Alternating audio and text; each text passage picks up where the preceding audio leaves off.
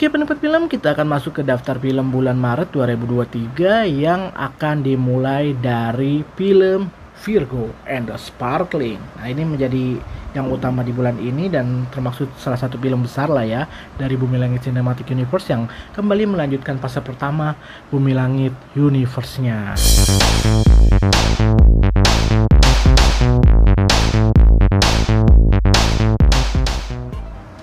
Halo penikmat film, balik lagi bersama gua Hadid Movie Time di ruang film. Yuk masuk, silakan.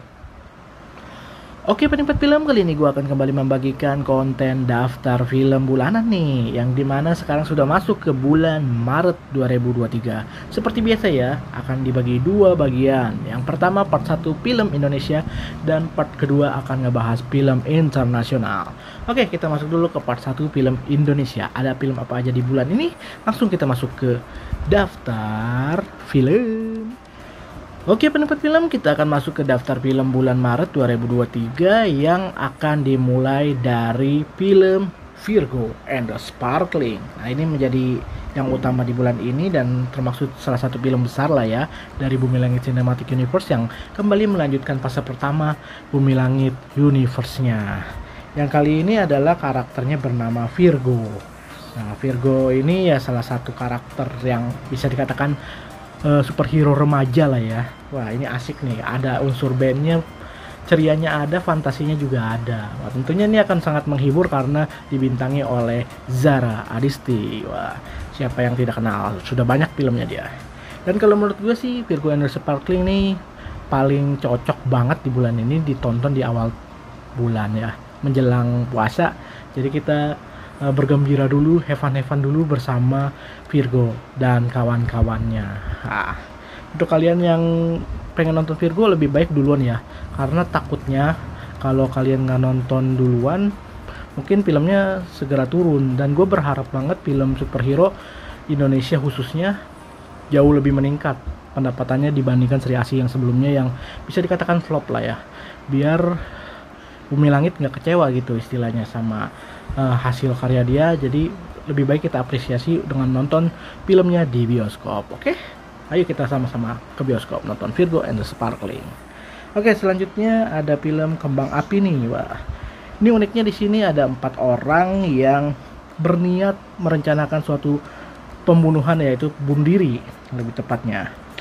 Namun setiap kali mereka melakukannya, ternyata adegan tersebut atau hal tersebut diulang secara berulang. Mereka ini menggunakan dengan bola api, bola kembang api gitu yang akan diledakkan kepada tubuh mereka dan berharap mereka itu mati ya. Jadi ada latar belakang yang berbeda-beda lah dari masing-masing karakternya yang berniat dan bertujuan sama, yaitu bunuh diri. Waduh, ini seru ya, konsepnya berulang-ulang gitu. Dan mungkin sebagian orang nggak bisa menerima hal itu ya, tapi mungkin ada beberapa juga yang suka karena banyak kok film luar yang menggunakan konsep yang sama gitu, pengadeganan ulang setiap apa tuh karakternya dibikin mati terus dihidupin lagi, mati dihidupin lagi, kayak Happy Death Day sama yang lain-lainnya juga pernah sih ada waktu itu, apa ya judulnya ya, film action juga dulu pernah. Oke, selanjutnya film Kun Ana Wa Anta. Wah, Kun Ana Wa Anta ini tentang Firman bertemu dengan orang utan nih yang nyasar di area pesantren. Nah, ini akan tayang di 9 Maret, minggu kedua di bulan Maret. Nah, ini salah satu filmnya keluarga lah ya, tapi ada unsur ini juga sih, religinya juga sih, cuman ada ceritanya tentang orang utan gitulah yang nyasar ke pesantren. Wah, menarik sih. Bisa dapat ide kayak gitu ya, karena kan unsur pesantren kan biasanya lebih ke drama religi. Kali ini ada unsur komedinya dikit lah ya hitungannya, karena ada hal-hal seru gitu yang bisa dilaksanain di film ini. Karena kan ketika ada orang utan masuk pesantren kan itu menjadi rusuh gitu ya, jadi seru gitu.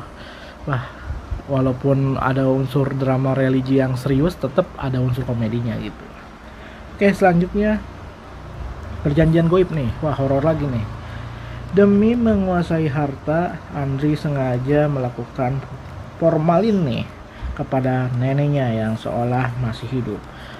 Jadi dia pengen menguasai harta dari kekayaan keluarganya, warisan lah gitu, yang peninggalan dari orang tuanya dengan cara mengawetkan mayat kali ya, bisa dikatakan mayat dari neneknya gitu, yang biar si neneknya itu hidup terus sebagai apa ya, tempat pesugihan gitu ya. Jadi ada unsur pesugihannya juga yang dimana mereka cepat kaya dengan cara seperti itu. Waduh, pas gue liat trailernya seru sih, asik gitu, dan emang ini film bagus juga sih kalau menurut gue. Cuman mungkin nggak tahu ya, treatment horor apa yang akan digunakan di film ini. Yang jelas sih akan sangat menarik, kita nantikan nanti di bioskop. Oke, selanjutnya Glow, Kau Cahaya.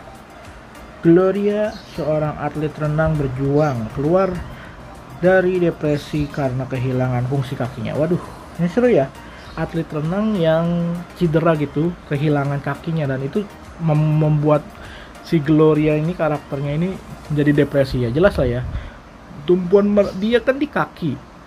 Ketika dia menjadi atlet renang, dia membutuhkan kaki dia kan untuk berprestasi. Namun kali ini gara-gara kehilangan kaki, jadi otomatis dia itu kehilangan masa depan gitu. Jadi dia depresi dengan kehidupan dia yang sebenarnya awalnya baik-baik saja, tapi ketika kehilangan salah satu organ tubuhnya malah menjadi petaka buat dia, dan itu membuat jiwanya depresi. Wah, ini film berat banget nih dramanya. Oke, selanjutnya ada film Lost Man Melati. Nah, ini akan tayang di minggu ketiga nih, yaitu tanggal 16 Maret 2023. Lost Man Melati, sebuah bangunan yang sudah berdiri sejak lama dari peninggalan kolonial Belanda.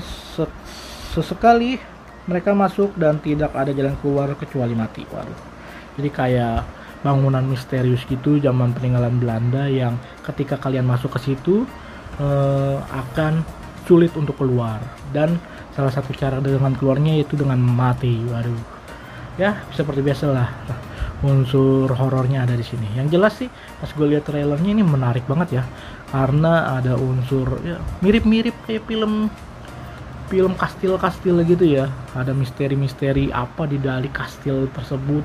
Nah, kalau menurut gue ini keren banget nih film nih. Ada kayak mirip budaya barat gitu ya, film-film barat modelnya begitu. Beda banget lah sama cita rasa film Indonesia yang horor-hororan, setan-setanan gitu ya. Kalau ini lebih kayak kandangnya Dracula gitu, jadi kayak ibaratnya tempatnya gitu, suasananya kayak film-film Dracula gitu. Gokil sih pas gue lihat, dan ada unsur gore-nya juga dikit lah ya. Pasti darah-darahan, jadi lebih seru juga di sini. Treatment horornya itu bukan yang jump scare, tapi yang lebih ke gore. Waduh, mantep. Selanjutnya nih ada film Iblis Dalam Darah. Haruni tubuhnya dirasuki iblis nih, seperti ada yang menggerakkan dan menyerang dari dalam dirinya. Waduh, jadi intinya tentang seseorang yang dirasuki iblis gitu ya, mengalami gangguan dari dunia lain, yang dimana tubuhnya tidak bisa dikendalikan oleh dirinya sendiri, dan tentu saja orang lain di sekitarnya akan sangat terancam dengan kehadiran makhluk halus yang ada di dalam dirinya itu. Waduh, jadi lebih brutal nih orangnya ya. Tentang kerasukan gitu sih, kalau gue sih sukanya kayak film Malaysia gitu ya, itu asik sih film-film Malaysia tuh. Tapi kalau yang Indonesia sih udah bosen lah ya kalau tentang kesurupan, tapi ya tergantung selera lah, kalau mau nonton silakan. Ini kayaknya sih bagian dari opsi lah ya, dari banyaknya film bisa kalian tonton, bisa juga enggak. Kalau lihat dari potensinya sih kayaknya kurang sih penontonnya. Oke, selanjutnya Hantu Baru nih, Hantu Baru tanggal 23 Maret nih, yang akan tayang, berjudul Hantu Baru dan diperankan oleh Acha Septriasa nih. Sasa meninggal karena kecelakaan. Arwah Sasa kembali ke rumah, namun dia belum mengetahui bahwa dia sudah meninggal. Waduh, jadi kayak ada, pas gue lihat dari trailernya sih ada unsur komedinya ya. Jadi dia kayak mirip-mirip Ghost Writer kalau di Indonesia tuh. Jadi ada hantu yang nggak serem-serem amat lah ya, hantu-hantu biasa lah yang pengen ditampilin di sini. Dia nggak menyadari kalau dirinya sudah mati gitu. Jadi dia kayak nggak bisa terima hal itu terjadi, dan akhirnya dia mengganggu orang sekitar, jadi kayak hantu gentayangan gitu. Tapi ada unsur komedinya di sini, jadi hantunya itu nggak serem-serem amat. Nah, menariknya di sini Acha lagi rame-ramenya ya, lagi bagus-bagusnya dia mendapatkan peran hantu di berbagai film. Kalau menurut gue sih ini kesempatan terbaik Acha lah ya untuk menjadi ratu horor sementara ya. Karena biasanya kan waktu itu Luna Maya, nah sekarang si Acha nih. Setelah memerankan Mumun, akhirnya dia jadi hantu lagi. Tapi bedanya kali ini horror komedi. Oke. Selanjutnya ada Jin Korin yang sama nih tayangnya dengan hantu baru.